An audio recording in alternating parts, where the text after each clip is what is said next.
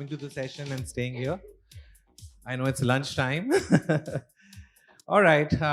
I'm sure you're expecting me to very quickly dive into questions to the panel on the topic of continuous learning and how it is so important for making a future-ready organization. But I'll just do the reverse. Let me very quickly begin with some questions to the audience itself.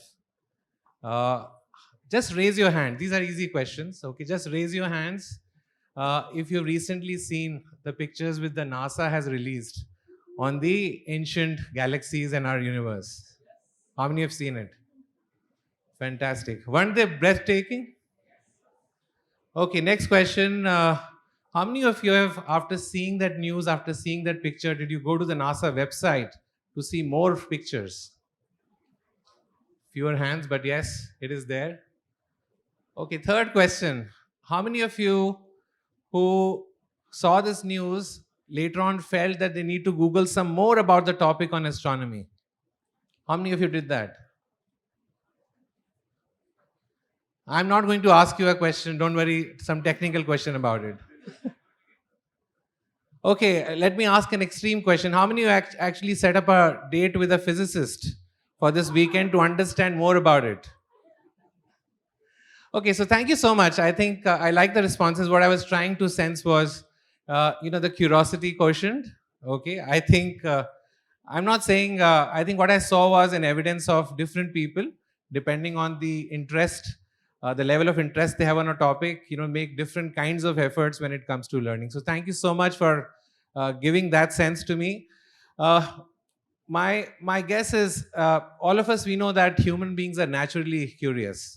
So ideally, frankly, there's no need to do a session on building a culture of learning or building a culture of continuous learning, because human beings are naturally curious. We know when we see small children how curious they are. It's absolutely beautiful seeing them, how they try to explore their world, touching, feeling, smelling, sometimes even tasting, just to understand what the world looks like, and they try to understand that. However, there is some research which says that when a child is 3 years old, it asks about 100 questions a day to his or her parents. However, by the time they reach the age of 11 years, most of it is gone. So I'm not sure. I think there's some critique of the education system which we heard in the morning session today. So school happens. I'm sure learning does not really stop in schools. Schools are all about learning, but I think one distinct thing which happens there is the incentives to learning change. The reasons why people learning are changed, because people are learning because they want approvals, parental approval, teachers' approval. They want to crack an exam, or they want to compete, beat someone in the race, to get an entry, or score higher. So those changes are huge changes, which come when people realize that the incentives why they should be learning, that itself changes. And then after spending 16 years, 18 years, 20 years in education system, people end up entering the workforce armed with the degrees. Okay, they have the degrees, they meet some eligibility criteria. Many of them are smart enough to also have some first job skills, and they enter the system. But where they enter, especially the modern work environment, the expectations are very different. Everyone is giving them gyan on saying, you should be a problem solver, you should be creative, you should be an abstract thinker, you should be an innovator. All those things, come one after the other, in a modern work environment today, to an unsuspecting person who was as a child extremely curious and used to learn as a natural trait. But then that's what schooling, or the later life did to the person. So this becomes a big challenge, and I think that's one reason where workplaces need to rekindle that curiosity, need to literally bring that natural inclination to learn back. And there is I don't want to quote too many statistics and all that, you've heard a lot, but there is research which says that organizations with a great learning culture, great culture of continuous learning, they're also seen as organizations which are bringing new and new products, to the market. They are more responsive. Everyone is talking about customers. They are far more customer responsive. So there are many of these. They are far more productive. They are far more innovative. So there is a correlation, between that culture and what they have achieved, in their businesses. But there is also, sadly, another research which says that there are very few organizations which can boast that they have a true culture of continuous learning. So with that, in mind, I think we have an amazing panel here today. HR leaders, people leaders who represent organizations who are leading in whichever sectors they are operating in. I'm very happy that we have multiple sectors being represented in a fairly balanced manner. So we'll actually go to them, okay, and ask what is it in terms of cultivating a culture of learning. There are lessons and ideas that they have for us, but I think I would like to start with a very basic question. And Ranjan, this is for you. Uh, because something which becomes a buzzword is also sometimes, misunderstood. So my basic, first question to you is, what exactly do you mean by a culture of continuous learning? What are those, telltale signs that people in an organization has that kind of culture? Is it happening, having some LMS or having some AR, VR, or some kind of a new gizmo, for learning being present there? So what are those telltale signs, and how do you really fuel up? I know you're from Indian Oil, so how do you really fuel up this culture? Is something it'll be great if you could just share with the audience. Thank you, Rajiv. Thank you, Rajiv. As you spoke about fail up, I rather, without this part of it, the other part of it, I would request everybody to go to the nearest retail outlet and fill up their tanks. So that comes very naturally to me by being a business person. So anyway, thanks a lot. First of all, let me be very clear. I think this culture of continuous learning is not a new word. I think probably it was always there. And you're asking those 4 questions has stumped everybody. They have realized what exactly is lacking. So that is one part of it. Second part of it is that when we are talking about it, if you want to know that, that this has to be visible at every part of your company or a part of your organization. So I will straightway go to the telltale signs. I know we all know there are a lot of studies which are going on, and it has been more pronounced during these COVID times. We knew that those companies which had great culture of learning or continuous learning, they have succeeded. They have adapted to the changes which has happened. So if I go straight to the telltale signs, I look at it in 3 ways. One is what your leaders are talking. Second thing, what your organization people, the people at the ground level are how they are speaking. It's all conversation. And then what are those factors which is combining both the leaders and the entire people in your organization? So what are those enablers which are available? You spoke about one or two, but I'm telling what are those things which are available. So let's say for my organization, we had this one which I will speak later if I get a chance. Then Swadhyay e-learning, which we had started before the pandemic, but during the pandemic it went to out of proportion, and we saw that is bringing in this culture of continuous learning. So I rest with that. I'm very conscious about timing, so I rest with that. Thank you so much. I'll just be a little provocative here. I think just to add what Ranjan has alluded to, for me, a big sign is going to be whether learning is embedded in the DNA of your organization, which means we have stopped clocking the number of hours, but we have actually started measuring what is the impact of our learning on customer satisfaction. So I'll just an extension of what Ranjan said. I thought I would add to I think that. that's a great point. Niharika, but I had one more quick question for you. So at BITS Pilani, we work with several industry verticals, both with the employers as well as their employees. And as part of that, we keep on doing, we keep on commissioning research, both among the employers as well as employees to understand, where are these challenges coming up. In some of the work we have done, we have gone to employees, talking about all this change happening. What do they feel about it? So 3 things, which have really made me concerned when I've seen those results. One is a lot of people are feeling overwhelmed, and they're saying, while all these, terms and terminology of velocity, complexity, increasing and change really happening, but it is really overwhelming us. People all have fear of failing. People also have self-doubt that, we may not be able to even cope up. In fact, there is another factor that we have seen which is an opposite to self-doubt, we've also seen misplaced confidence in what they already know. In fact, internally, at BITS, we've called it being confidently incorrect. You may not know, but how do you, in a state like that, really transform, help these employees get into a different mindset where they start believing in themselves and also start believing in the power of learning, and they can still learn. Thank you, and I love the phrase that you have coined. Um, I think what both Ranjan and you have alluded to is that change in the last 2 years, the magnitude of change has been immense. It has pervaded all our lives. So, if last couple of years we read theories about change, change management, transformation, we actually felt it in the last 2 years. And organizations which were able to adapt to this change, which were agile, which were resilient, and which were able to learn and relearn succeeded. In fact, if you just think about the industry, let's say if we have to think about a small thing, goods and services, right? We were all used to going to a shop, buying our purchases. Well, it changed completely. How many of you actually go to the grocery stores now?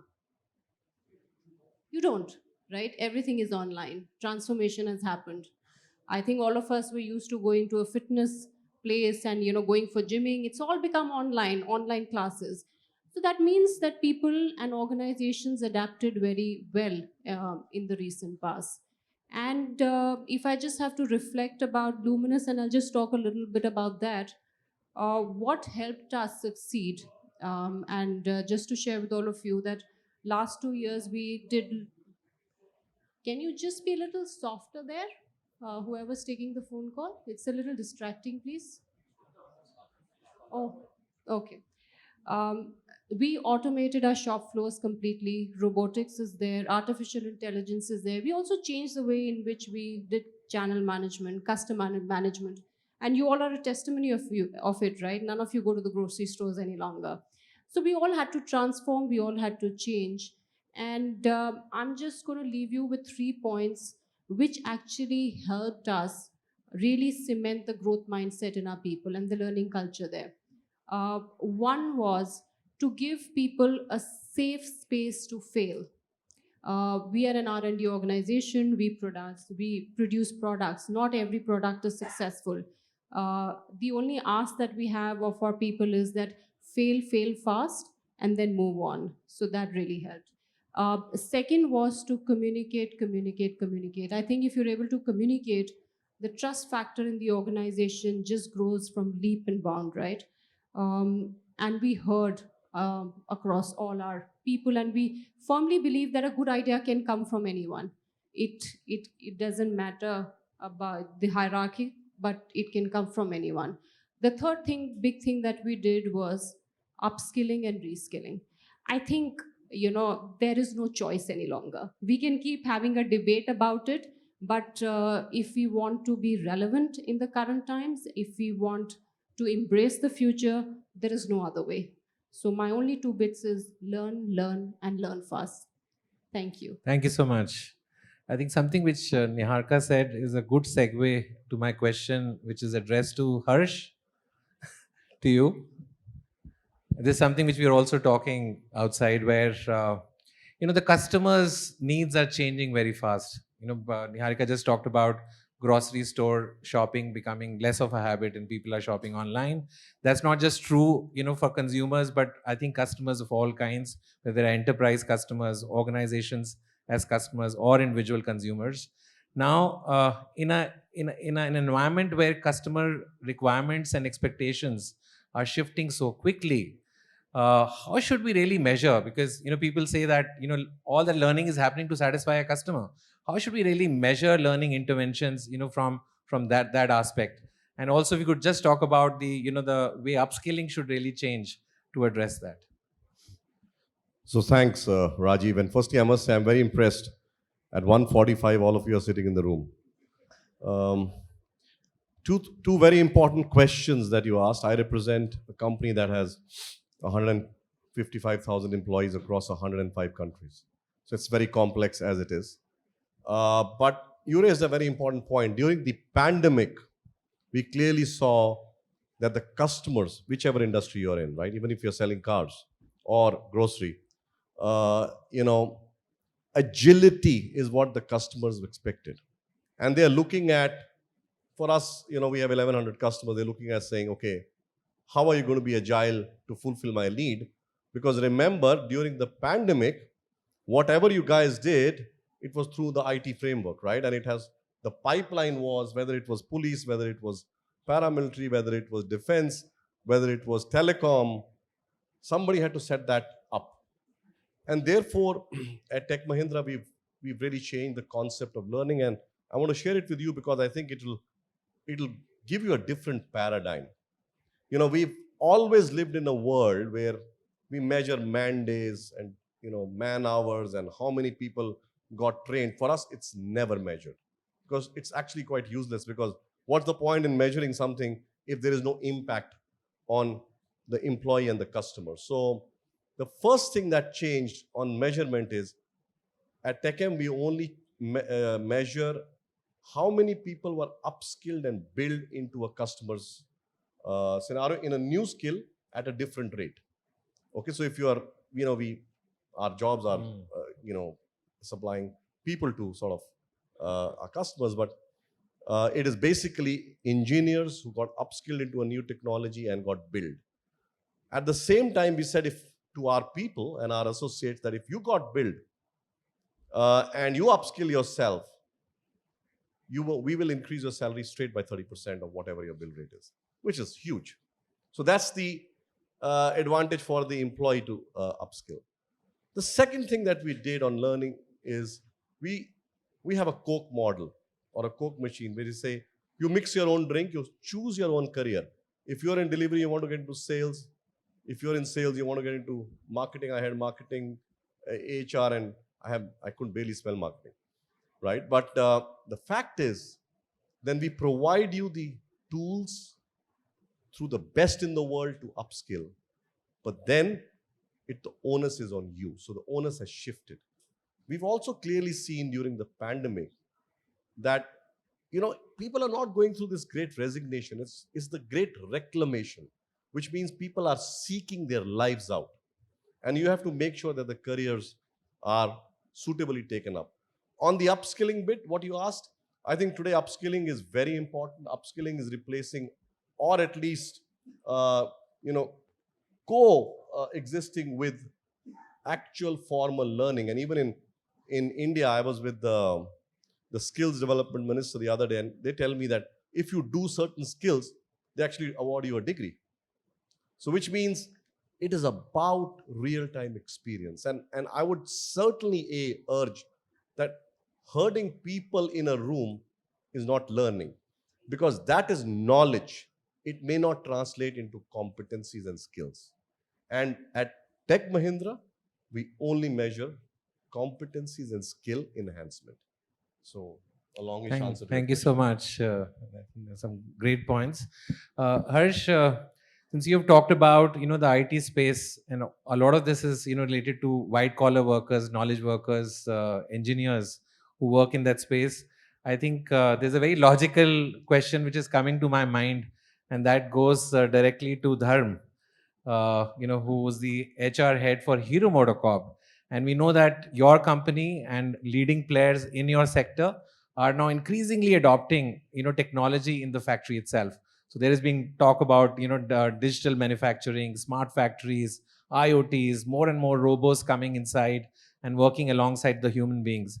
When we think of, you know, old economy factories, we think of completely filled with blue collar workers. Now, in a environment like that, you know, how would, you know, learning initiatives, continuous learning would play out specifically in the context of blue collar work? I'm really curious about it. Thank you, Raju, for giving me the very interesting kind of a question. Because so far, learning and development, when we speak about, normally the white collar workforce is actually visualized. You forget that the larger piece of the people who are actually delivering the entire agenda for you, those are the blue collar workforce. And while being in the manufacturing sector, we are cognizant of that very fact. We recognize that aspect very well. this pandemic actually gave a lot of the disruptions to everyone, and that also disrupted our way of thinking, way of working, and way we deliver the learning and development for our blue collar workforce. That point of time, we started thinking that the entire thing happens into 3 dimensions. Number 1 dimension is the time, second dimension is your space, and third dimension is your behavior. Okay, what is future for me? That may be a past for someone else. I will just give you the example, and that may be a presence for someone. For example, when we are talking about the AR, VR introduction of the smart factories, this is future in India. But you take the concept of context of the Russia, it is already the present kind of a things. But when you take the context of the Germany, it is a past kind of a things. So the space is changing, the time is changing, the whatever is the future for me, that is the past for someone. But the most important and most critical aspect of your success, that depends upon what kind of behavior you are displaying, whether you have a learnability is there or not there. During this very pandemic, what we realized is how we can fasten, how we can upskill, how we can reskill, because our old base of the working was completely changing. Okay, people are not available. People have the reverse migrations. People have gone back to the places.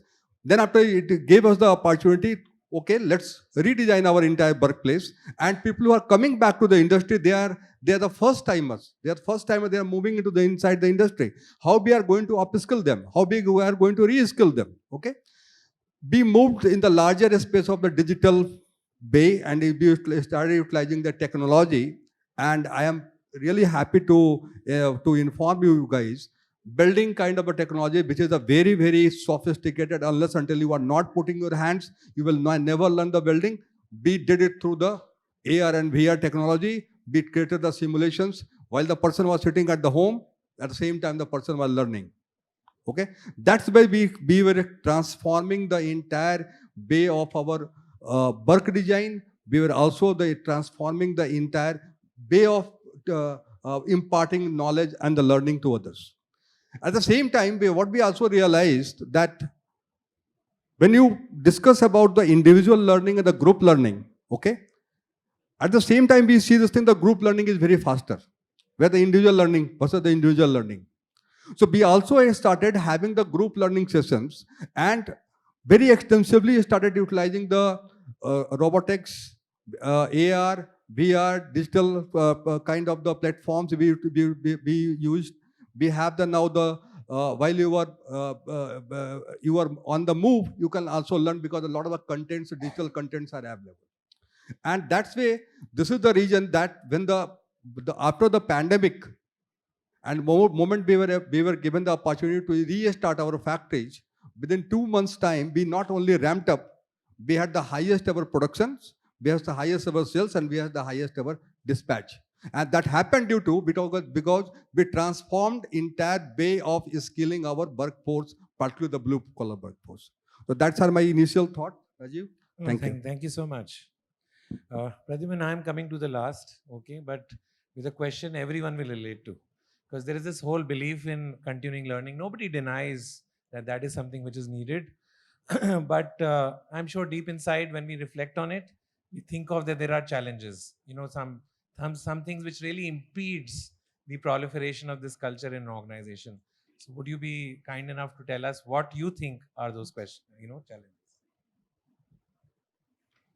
See, a strong culture of continuous learning, I think it refers to an ability of change of individual as well as organization. And the change is for being more effective and be better than what we were yesterday. And when we talk about change, it is also to embrace a discomfort of, I think, letting go what we know, and also mastering something what we need to handle the challenges of future. As there is change is here, so change resistance comes as a barrier for creating a learning culture in the organization.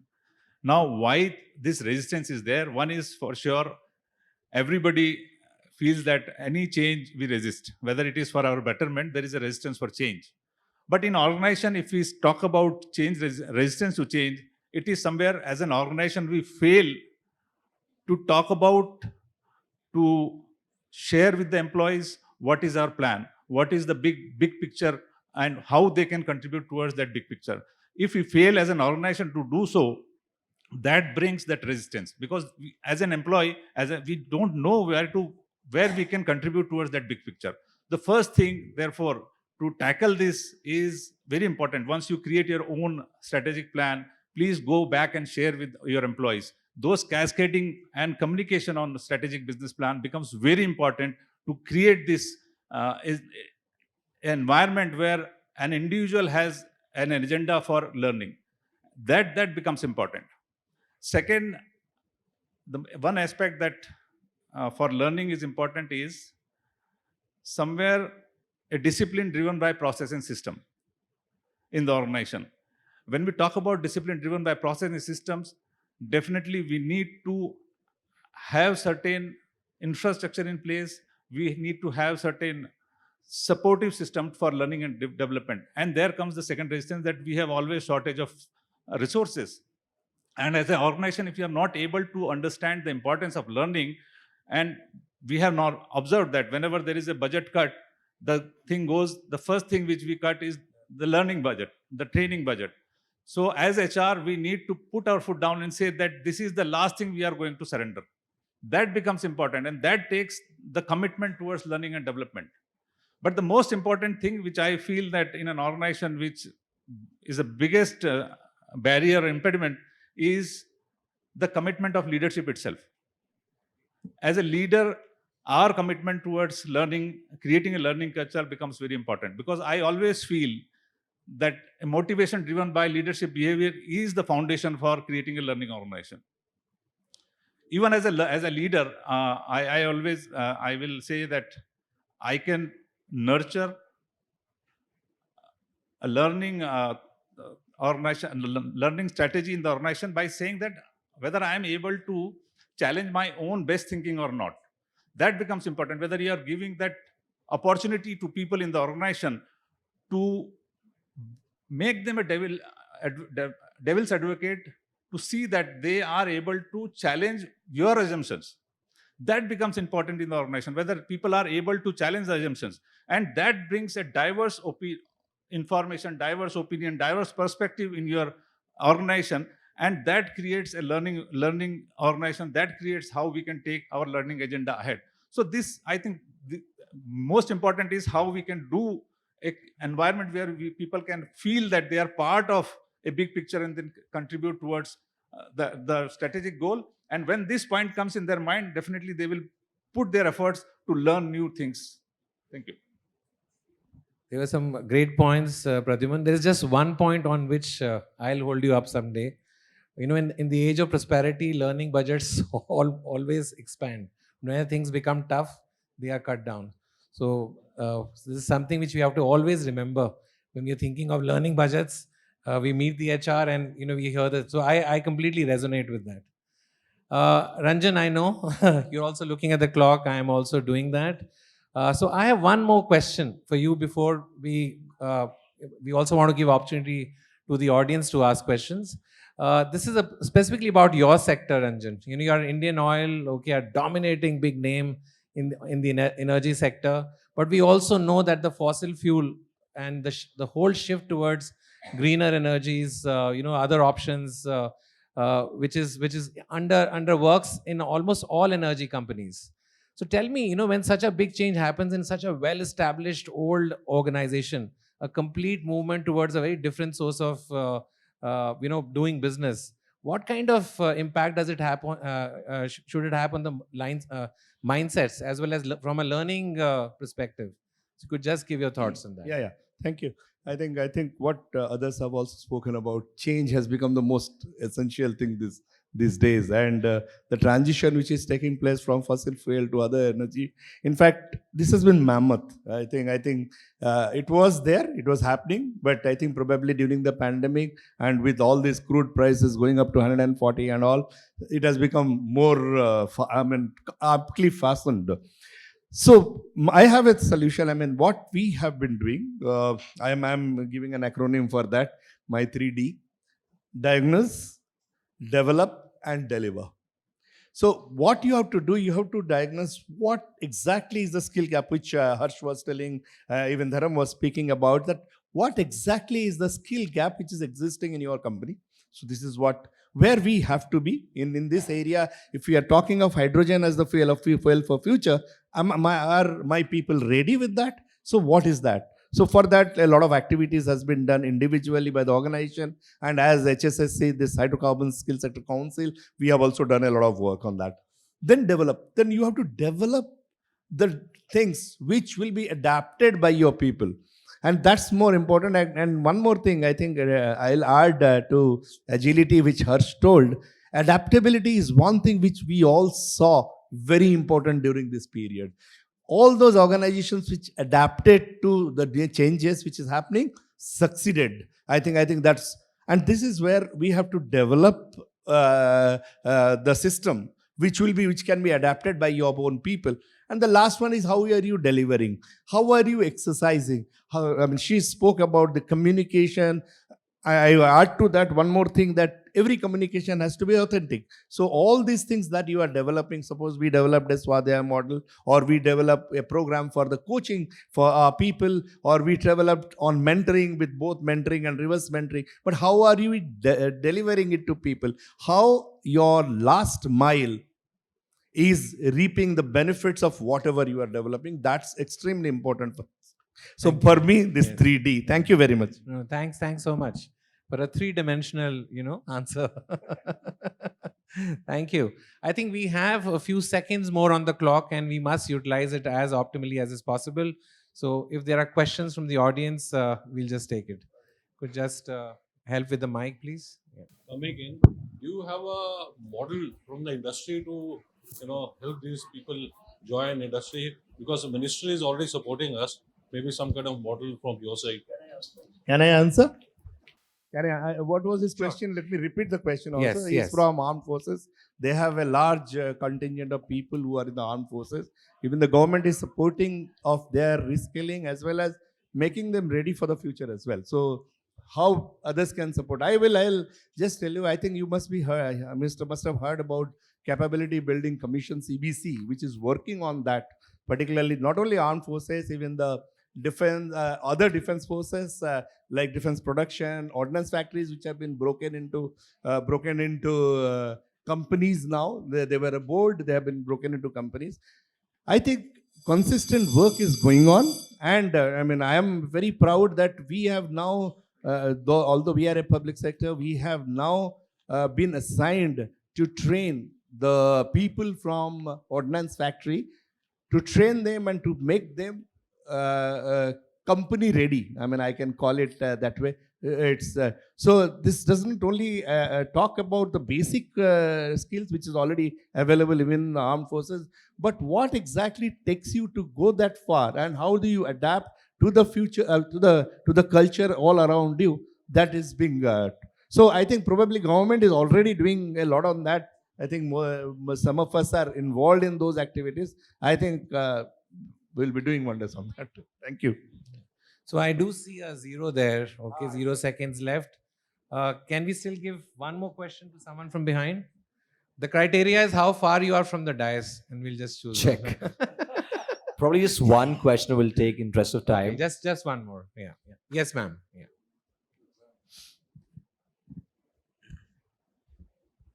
It may not be a question per se, but it's a curiosity. Coming back to India, where education since childhood was, enforced on oneself with a reward. If you want to do medical, this is how glorified your career is. This is, if you want to do engineering, this is how it is. So every urge for learning or for development, we have a reward linked to it ever since we were children. So in an organization, and this question is to all of you, like, how have you linked your learning and development? While I still like to use learning and deployment rather than development, because the learning, you have imparted learning, that's it. So how have you linked your learning and development to your talent management or your succession planning? Because do you have a percentage of people fixed for critical roles in your organizations? Do you link it to your, filling in positions to internal job postings, or is it still only a learning initiative that we keep encouraging without a reward to it? So I want to just give you a perspective. And you actually said it all. See, the problem in learning and development, as we understand as HR professionals, is that you teach somebody and you presume that's done. The problem starts from there, because you've now made him capable of doing more and not given him the job. Sure. Right? So the first thing that every successful company has been able to do is how that talent which is upskilled and upgraded has been deployed. Right? We talk about women leadership programs, but the women never change their jobs. Right? So it's the same thing. So the first thing is, how good are your processes to make sure that the upskilled person is actually given that job. Otherwise, by the way, your attrition is going to go up because somebody else is going to hire. And again, technology has helped a lot. We have something called Talex. You can look it up in when you type Google, but it is an automated AI tool. The moment you are upskilled, it picks you up and gives you a job that you are now upgraded for. Nobody in the company can hold you back. The problem is, if you are a superstar, nobody wants to leave you. So your processes have to enable you, to go there. The second thing that I said is, how do you benefit? Because now you are upgraded, does your financial package go up? It is again documented. So the point is, as you look at learning and development, please look at deployment.